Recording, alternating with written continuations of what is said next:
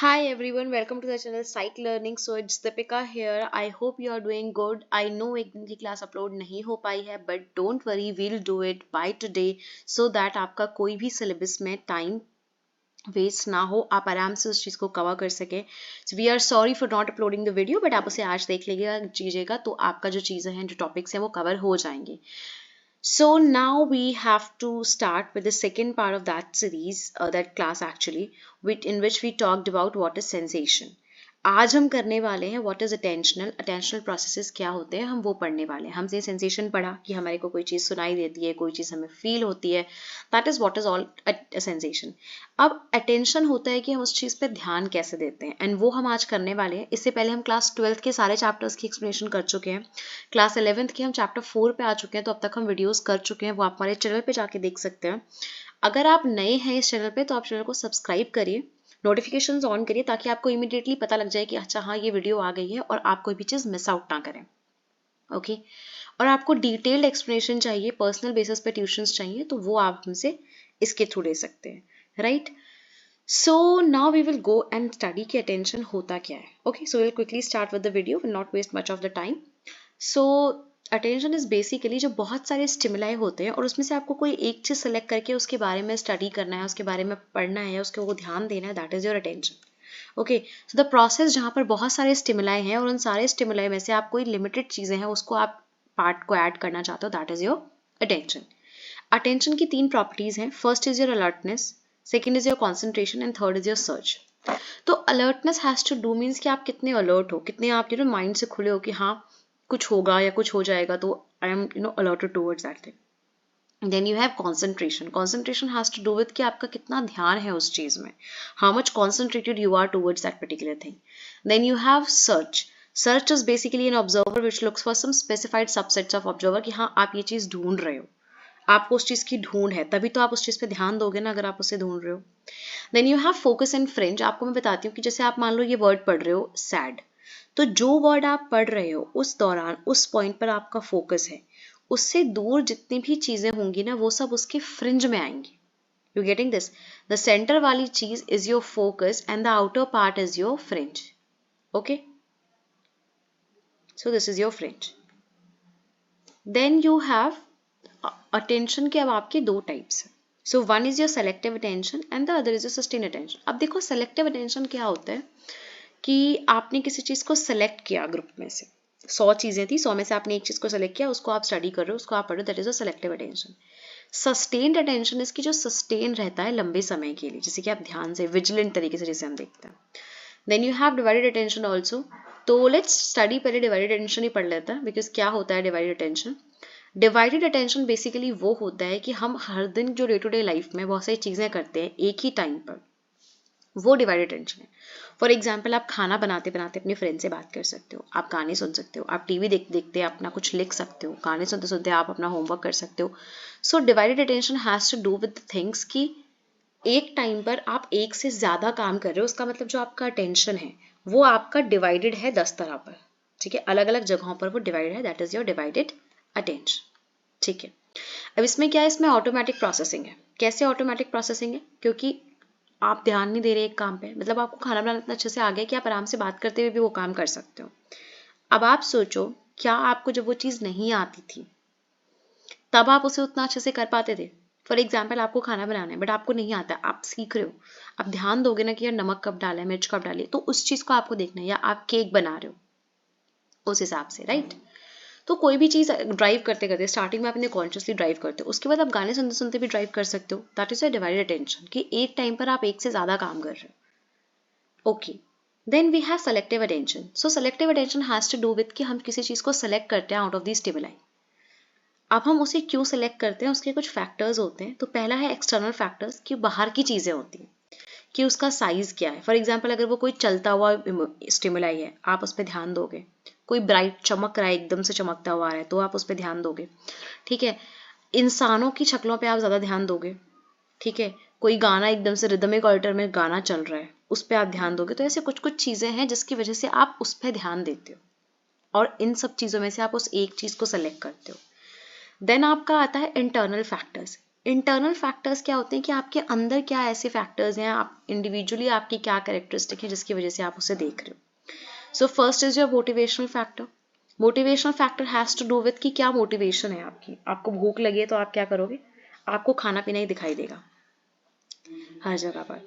आप कॉग्निटिव मतलब आप सोचते कैसे हो, आपका प्रिपरेटरी सेट क्या है, आपके दिमाग में क्या है, आपकी थिंकिंग क्या है, आपको वो चीज़ें दिखेंगी और आप उन चीज़ों पर ध्यान दोगे। Then you have theories of selective attention, कि सेलेक्टिव अटेंशन की थ्योरीज क्या होती है। अब हमने एक एक करके सारी थ्योरीज पढ़नी है एंड सारी इंपॉर्टेंट है, सो वी डू दिस। उससे पहले आई होप आपको सब समझ में आया है, अटेंशन के टाइप्स, डिवाइड्स एंड एवरीथिंग। नहीं आया है तो आप पूछ सकते हैं, आ गया है तो भी आप बता सकते हैं कि हाँ हमें समझ आ गया है। नहीं आया है तो आप हमें कमेंट सेक्शन में पूछ सकते हैं, या कोई भी और तरह की क्वेरी है ट्यूशंस को लेके, क्लासेस को लेके, तो आप इंस्टाग्राम, व्हाट्सएप, टेलीग्राम, इसके अलावा ईमेल या यूट्यूब कमेंट सेक्शन से हमें रीच आउट कर सकते हैं।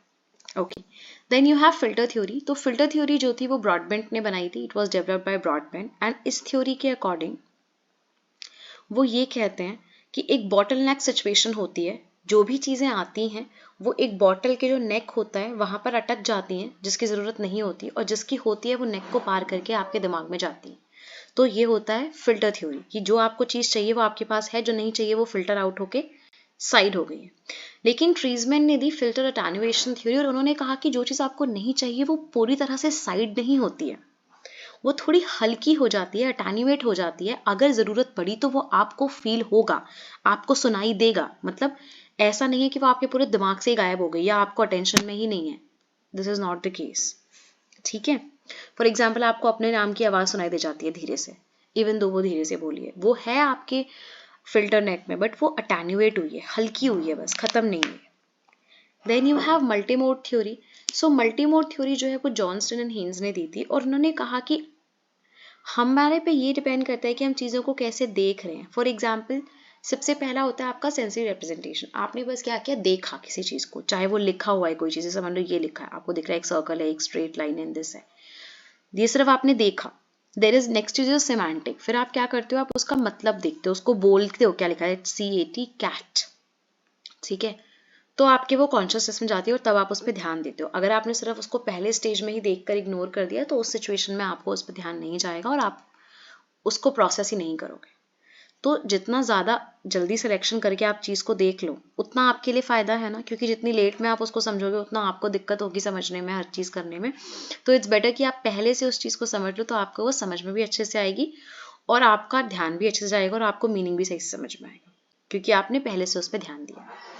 Third type is your sustained attention, कि आपको बस देखे रहना है। For example I will say कि बस देखते रहो, जैसे कोई यहाँ पे कुछ हड़बड़ाहट हो या कुछ एक्टिविटी हो मुझे बताओ, जो कि सेंसर्स काम करते हैं, ठीक है। जैसे वो देखते हैं पानी में कोई डूब जाए उसको देखते हैं, तो वो कॉन्सेंट्रेशन से काम करते हैं। तो अब उसके भी कुछ फैक्टर्स है ना।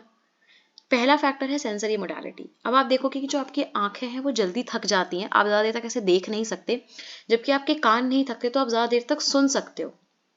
जैसे मैं बोलूँ कि टी टी टी चल रहा है, जैसे टक टक टक हो जाए वैसे मुझे बताना, उसका कॉन्सेंट्रेशन लंबा चलेगा। स्टिमुलाई कितना क्लियर है, ऑब्वियसली अब जिस चीज़ को आप देख रहे हो अगर वो क्लियर है, एकदम साफ है, तो आप उसे देख पाओगे अच्छे से, नहीं तो फिर आप उसे नहीं देख पाओगे, या फिर आपका ध्यान नहीं जाएगा, आपका मन नहीं लगेगा, समझ नहीं आएगा, तो आप सस्टेन नहीं कर पाओगे उस पर अटेंशन, आपका ध्यान जो है वो भटकेगा, अटेंशन भटकेगा। Then you have temporal uncertainty. अब देखो टेम्पोरल अनसर्टेनिटी क्या होता है, टाइम की अनसर्टेनिटी। फॉर एग्जाम्पल मैं बोलूँ कि जब भी यहाँ ब्लिंक हो तुम्हें इसमें ये डालना है, कोयला है, कुछ भी चीज़ डालनी है सपोज मान, ठीक है।